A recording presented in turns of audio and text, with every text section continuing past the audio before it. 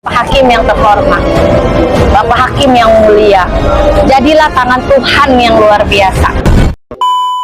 Pertanyaan yang berulang muncul di publik itu sebenarnya sederhana. Mengapa Reza Gladys tidak ikut diperiksa, padahal aliran uangnya jelas terlibat dalam perkara? Kalau benar Reza Gladys adalah korban murni yang sejak awal tidak mengetahui bahwa dirinya sedang diperas, maka posisinya otomatis berada di luar konstruksi TPPU. Tetapi masalahnya, fakta persidangan menunjukkan cerita lain. Suaminya atau Bah Mufid menyatakan bahwa mereka sejak awal sudah curiga ada kejanggalan. Mereka bahkan merekam percakapan dengan asisten Nikita Mirzani sebagai langkah antisipasi. Artinya, ada kesadaran awal bahwa sesuatu yang tidak wajar sedang berlangsung. Namun, meskipun sudah curiga, komunikasi tetap diteruskan. Transaksi bernilai miliaran rupiah juga tetap dilakukan. Disinilah ketimpangannya terlihat. Mengapa hanya keuangan Nikita yang dibongkar total, sementara pihak yang justru mengirimkan dana dengan latar kecurigaan tidak ikut ditelusuri? Dalam praktik TPPU, pemeriksaan aliran dana selalu dilakukan dua arah, penerima dan pemberi. Bukan hanya demi kepastian hukum, tetapi demi keadilan yang proporsional. Jadi ketika publik mempertanyakan kenapa Reza Gladys tidak diperiksa, itu pertanyaan wajar dalam kasus yang melibatkan uang miliaran dan dugaan kejahatan yang sejak awal sudah tercium oleh pihak yang mengirim uang. Karena pada akhirnya, keadilan tidak dapat dipilih. Ia harus diterapkan ke semua pihak tanpa pengecualian. Bagaimana menurut Anda?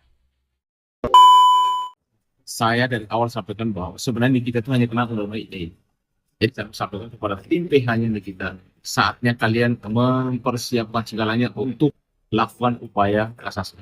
Karena nanti di kasasi itulah itu adalah keputusan di mana Nikita akan dieksekusi untuk menjalankan itu, atau dia bisa bebas atau hukumannya malah menurun. Ya, kita semua percaya bahwa penegakan hukum itu kan harus objektif, harus melihat dari segala sisi. Saya dari awal sampaikan sebenarnya tidak ada pemerasan dan yang namanya dugaan pengancaman. Kenapa? Karena saya ini adalah pengacara saksi mahkota daripada Nikita, itu dokter Opi. Oh, dari awal orang yang ngebet sekali mau ketemu Nikita itu memang pelapor lalu dokter Opi. Dan ada tawar-menawar terkait dengan masalah endorse nggak ada pekerjaan. Sebenarnya yang berlaku nomor tenaga kerja. Saya minta kepada PK-nya Nikita untuk melakukan upaya kasasi di Mahkamah Agung supaya dipersiapkan segala bukti, mungkin bukti-bukti baru, sehingga apa? Sehingga Nikita bisa dibebaskan. Reza Gladys bohong atau enggak, tapi coba pikir kalau dia enggak merasa bersalah, kenapa harus nawarin uang tutup mulut ke Nikita Mirzani lewat mail? Faktanya ya produk skincare miliknya itu bernama Gladivisia kan udah terbukti teman-teman, terbukti melanggar aturan BPOM yang dimana kandungannya berbahaya, izinnya nggak jelas, bahkan termasuk produk ilegal yang sekarang dicabut peredarannya. Yang bikin makin aneh teman-teman, justru Nikita lah yang ditahan.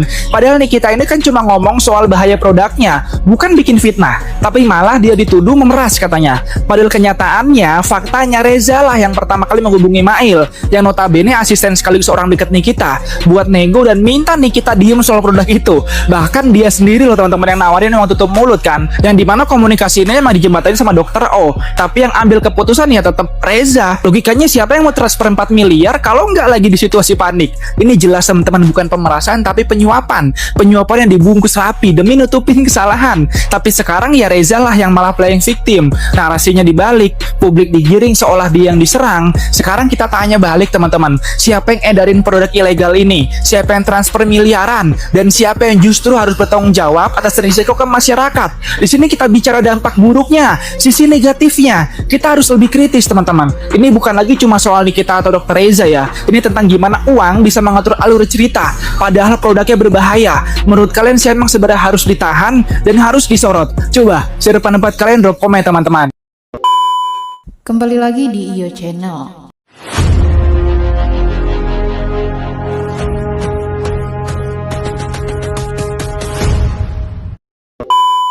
Baiklah, kali ini saya akan membahas tentang praktisi hukum sentil pengacara Nikita Mirzani usai upaya banding berakhir dengan vonis 6 tahun penjara.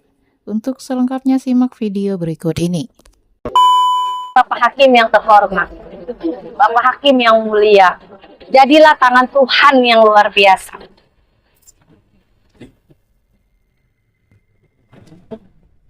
saya itu sangat tidak relevan, sangat tidak layak, dan sangat tidak pantas. Gitu. Perkara yang seharusnya yang bukan perkara berat gitu, yang tidak ada pidananya, yang bukan berat tapi dituntut 11 tahun yang seperti pidananya berat gitu. Nah, beratnya ini di mana? Kalau dia bilang bahwa ini adalah pemerasan, pemerasannya di mana? Unsur-unsur pemerasan itu seperti apa? Gitu. Karena kan ada kesepakatan.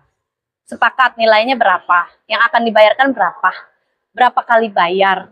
Nah, itu kan sepakat namanya, bukan pemerasan. Kalau pemerasan, itu tidak ada tawar-menawar. Tidak ada tawar-menawar. Sama sekali tidak tawar-menawar, dan kondisinya pun dengan ikhlas, dan si pihaknya lawan itu datang sendiri. Tidak ada orang yang memeras, dia datang untuk dia mempersilahkan dirinya, peras saya dong. Benar tidak? Seperti itu. Ya, pantas tidak pantas sih kan kalau soal hukum kaitannya batasnya itu. Tapi bicara soal dakwaan kaitannya dengan pasal itu kan 11 tahun masih relevan. Hanya yang tidak relevan adalah bagaimana menyesuaikan dengan persidangan bukti-bukti yang ada. Nah, berkaitan dengan bukti-bukti yang ada, sebenarnya ini jauh gitu dari tuduhan pasal yang disebutkan gitu ya. Karena pembuktian berkaitan dengan pemerasan dan sebagainya, indikasi era pemerasan kaitannya dengan bukti yang ada, saya rasa nggak relevan. Dan jadi 11 tahun jauh gitu ya. Saya yakin dalam proses nanti, walaupun ini semua bergantung dari keputusan hakim, tapi saya yakin hakim dalam hal ini melihat tetap dalam kaitannya fakta hukum yang ada, bukti-bukti yang ada, bisa jadi bebas, bisa jadi kalaupun itu di bawah 2 tahun. Itu orang. Iya, kalau sesuatu hal yang tidak dipaksakan artinya sepakat. Artinya tidak ada yang memang harus terjadi pemerasan. Pemerasan itu kan artinya kan memang harus saat itu nilainya segitu dan harus itu. Tidak tanpa terkecuali. Seperti itu. Terus kalau misal, gini ya saya, kalau misalkan skincare, dia itu skincare-nya memang aman, dia nggak mungkin takut dong. Benar kan? Tapi ini takut, akhirnya dia terpancing. Dan dia datang sendiri ke Nikita Mirzani untuk jangan review saya yang jelek-jelek. Artinya memang dia jelek.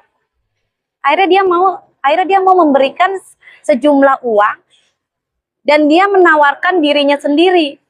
Kalau pemerasan tidak akan dia datang sendiri. Seperti itu. Apalagi ini produk skincare yang disebarkan, dijual Iya, dijual bebas. Ini ada Benar. undang-undang kesehatan. Iya, betul. Gitu. Ini memang harus benar-benar ketika produk kesehatan ini dijual bebas, tapi kalau misalnya Iya. penelitian Kan ada BPOM juga. Dan akhirnya pada saat persidangan BPOM kan menarik. Artinya benar dong yang dibilang sama Nikita Mirzani, ini produk yang memang berbahaya. Maksudnya Nikita Mirzani mungkin dia bilang saya akan mereview supaya ditarik. Bukan mereview yang menjadi bagus padahal memang itu masih jelek. Seperti itu, biar diperbaiki maksudnya Nikita Mirzani, bukan biar untuk memeras. Biar diperbaiki produk tersebut, bukan untuk diperas. Seperti itu.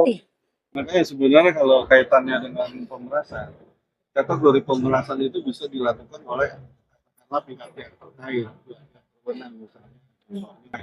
Justru malah ini dilakukan oleh pihak contoh BPOM yang melakukan hal ini. Ini baru bisa dikategorikan kan.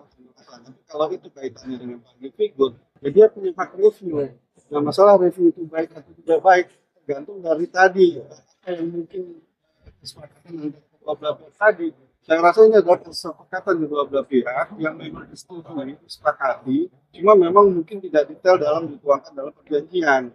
Ini kan sebenarnya kaitannya dengan bagaimana mempromosikan ya, impact baik terhadap kualitas produknya si Reza Gladys pada saat katakanlah kapasitas mempengaruhi masyarakat. Nah, dia punya hak untuk bagaimana menentukan nilai sebenarnya apa di situ. Nah, kaitan dengan nilai tadi, kaitan dengan pasal tadi. Makanya kalau berkaitan dengan katakanlah putusan hakim nanti bisa ada kemungkinan bebas atau kemungkinan 2 tahun. Itu kenapa saya bilang ini 2 tahun dianggap katakanlah ada bukti-bukti yang katakanlah bisa masuk. Jadi 2 tahun itu bukan relevansinya yang ada, tapi tetap relevansinya ada kaitan bahwa tuduhan dugaan ada kaitan dari pihak terlapor di mungkin ada katakanlah indikasi juga ya, itu aja. Jadi memang mungkin ya sekedar katakanlah memuaskan dari sini. Iya, pesan saya untuk Bapak Hakim yang terhormat, Bapak Hakim yang mulia, jadilah tangan Tuhan yang luar biasa. Jadilah tangan Tuhan yang baik, Pak Hakim. Pak Hakim, saya yakin Pak Hakim adalah orang yang bijaksana. Pak Hakim adalah utusan Tuhan, utusan Allah. Pak Hakim, terima kasih banyak. Itu pesan saya.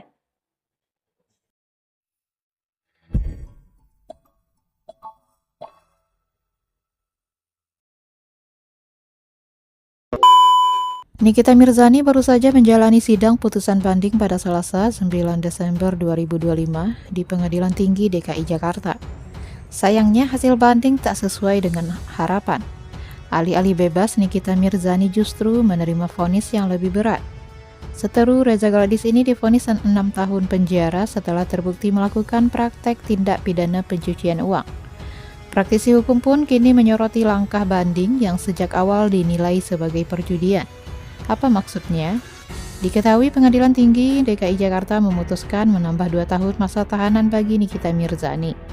Padahal sebelumnya, Nikita hanya divonis 4 tahun penjara oleh Pengadilan Negeri Jakarta Selatan. Praktisi hukum Jainuddin secara terbuka menyatakan penyesalannya atas keputusan Nikita Mirzani untuk mengajukan banding sejak awal. Menurutnya langkah ini adalah blunder yang seharusnya bisa dihindari. Ia tak bermaksud mengekang hak hukum terdakwa, namun berdasarkan pengalaman dan ritme pengadilan, pengajuan banding dalam kasus pidana dengan bukti yang kuat sangat jarang dikabulkan. Jainuddin bahkan menyentil kurangnya pertimbangan matang dari tim kuasa hukum Nikita Mirzani. Jika Nikita menerima vonis awal 4 tahun, ia bisa saja menghirup udara bebas dalam waktu yang jauh lebih cepat. Sebagaimana diketahui, awalnya Nikita Mirzani dinyatakan bersalah dan divonis 4 tahun penjara serta denda 1 miliar. Saat itu dakwaan TPPU dinyatakan tidak terbukti sehingga vonisnya relatif lebih ringan dari tuntutan jaksa. Namun karena tak terima dengan putusan tersebut, Nikita justru memilih jalan banding. Sayangnya harapan itu berbalik menjadi kenyataan pahit. Bukannya diringankan, Pengadilan Tinggi DKI Jakarta justru memperberat hukuman menjadi 6 tahun penjara. Pasalnya, unsur TPPU dalam kasus dugaan pemerasan terhadap Reza Gladys terbukti. Diwartakan Grid ID sebelumnya. Kasus ini berawal dari ketika Reza Gladys merasa produknya dijelek-jelekan oleh Nikita Mirzani di media sosial. Tak terima, Reza Gladys pun menghubungi Nikita Mirzani melalui asistennya Ismail Marzuki alias Mail. Sayangnya, komunikasi itu justru berujung pada dugaan pemerasan. Ia mengaku dimintai uang sejumlah 5 miliar agar Nikita Mirzani tak membahas atau menjelek-jelekan produk skincare miliknya di media sosial. Reza sendiri sudah mentransfer uang sebesar 2 miliar sebanyak 2 kali. Akhirnya Reza Gladys melaporkan kejadian tersebut ke polisi pada 3 Desember 2024. Oleh jaksa penuntut umum, Nikita Mirzani dituntut hukuman 11 tahun penjara dan denda 2 miliar atas kasus pemerasan dan tindak pidana pencucian uang terhadap Reza Gladys. 3 pasal yang menjerat Nikita Mirzani yakni pasal 27B ayat 2 dan pasal 45 ayat 10 Undang-Undang ITE dengan ancaman maksimal 6 tahun penjara, pasal 368 KUHP tentang pengancaman dengan ancaman maksimal 9 tahun penjara, dan pasal 3, pasal 4, dan pasal 5 Undang-Undang Tindak Pidana Pencucian Uang dengan ancaman maksimal 20 tahun penjara.